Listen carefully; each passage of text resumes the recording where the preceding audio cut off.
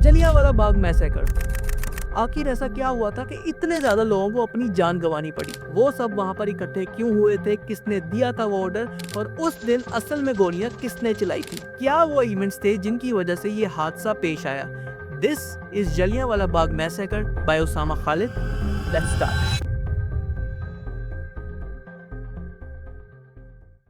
10 मार्च 1919 को British government ने anarchical and revolutionary crimes act pass किया, जिसको आज हम रोलेट एक्ट के नाम से भी जानते हैं। इस एक्ट के मुताबिक ब्रिटिश सोल्जर्स किसी भी सस्पेक्ट को अरेस्ट कर सकते हैं विदाउट ट्रायल, मतलब कोई पूछताछ नहीं, सीधा जेल में। Arrest and detention without trial.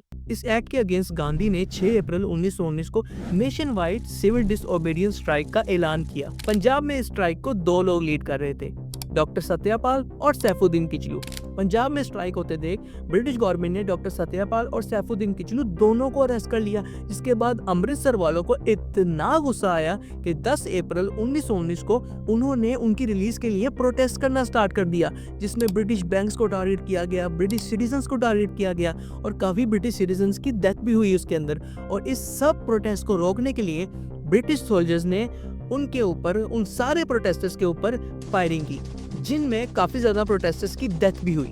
इस सब सिचुएशन को कंट्रोल में करने के लिए ब्रिटिश गवर्नमेंट ने ब्रिगेडियर जनरल रेजिनाल्ड डायर को चार्ज दिया, जिसने आते ही मार्शल लॉ इम्पोज कर दिया। अब मार्शल लॉ की वजह से 4 से ज्यादा लोगों की गैदरिंग अलाउड नहीं थी। और फिर आया वो दिन जिसका किसी ने सोचा भी ना था। 13 अप्रैल 1919 को 10 से 20 हजार लोग, जिनमें बच्चे, बूढ़े और औरतें भी शामिल थी, अमृतसर के एक बाग, जलियांवाला बाग में बैसाखी सेलिब्रेट कर रहे थे। और उन्हीं में से कुछ लोग प्रोटेस्ट भी कर रहे थे। जब रेजिनाल्ड डायर को पता लगा उन प्रोटेस्टर्स के बारे में, तो अपने ट्रूप्स के साथ जलियांवाला बाग में एंटर हो गया। अब जलियांवाला बाग की जो एंट्री और एग्जिट पॉइंट था वो सेम था, मतलब अंदर जाने का और बाहर जाने का सिर्फ एक ही रास्ता था। अब रेजिनाल्ड डायर के सोल्जर्स ने उस पूरे रास्ते को ब्लॉक कर दिया और वहां गन्स लेकर खड़े हो गए। इन शॉर्ट, उन्होंने प्रोटेस्टर्स को ऐसे घेर लिया कि प्रोटेस्टर्स के एक साइड पे दीवार थी और दूसरी साइड पे सोल्जर्स। और फिर रेजिनाल्ड डायर ने अपने सोल्जर्स को उन सारे लोगों पर ओपन फायर करने का ऑर्डर दिया। 10 मिनट तक नॉन स्टॉप गोलियां चलती रही।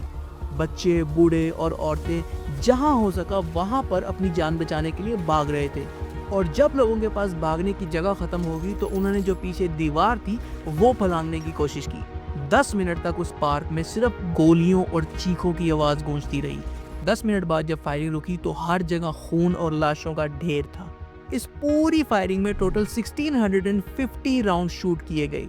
ब्रिटिश गवर्नमेंट के मुताबिक उस दिन 379 लोगों की डेथ हुई थी, लेकिन कुछ लोगों का तो ये भी कहना है कि 120 लाशें तो जो वहां पर कुआं था उसके अंदर मिली थी। According to an estimate by Indian National Congress, इसका एक्चुअल डेथ टोल 1000 प्लस है। रेजिनाल्ड डायर के एक गलत डिसीजन ने कितनी जिंदगियां बर्बाद कर दी, कितने घर बर्बाद कर दिए, लेकिन इसके बावजूद उसने अपनी पूरी जिंदगी इसके लिए कभी अपोलोजाइज नहीं किया। Instead he was awarded with the pension of 25,000 pound equivalent to 1.2 million pound today by the British government for his services। 3 साल बाद 22 मार्च 1922 को रोलेट एक्ट रिपील हो गया। And you know what's the worst part of all this? Order देने वाला एक अंग्रेज था, बट गोलियां चलाने वाले अपने लोग थे यार। At first this makes me so sad कि यार, स्पेशली उनकी गुलामी का लेवल चेक करो कि यार वो उस एक बंदे का कहना मानकर अपने लोगों पर गोलियां चला रहे हैं। क्या उनके दिमाग में एक बारी भी ये सवाल नहीं आया कि जो हम कर रहे हैं वो गलत है? क्या वो अंग्रेजों से इतना डरते थे कि ना चाहते हुए भी उनका हर ऑर्डर मानते थे? एंड देन थोड़ा रिसर्च करने के बाद मुझे पता लगा कि सोल्जर्स की ट्रेनिंग ही ऐसी होती है कि वो हर ऑर्डर विदाउट क्वेश्चन फॉलो करते हैं। तो क्या वो अपनी जगह सही थे? बिकॉज अकॉर्डिंग टू देम वो तो बस अपनी ड्यूटी परफॉर्म कर रहे थे। And lastly the most surprising part of all this, कि इन लोगों को इंडियन गवर्नमेंट इनकी डेथ तक पेंशन भी देती रही है।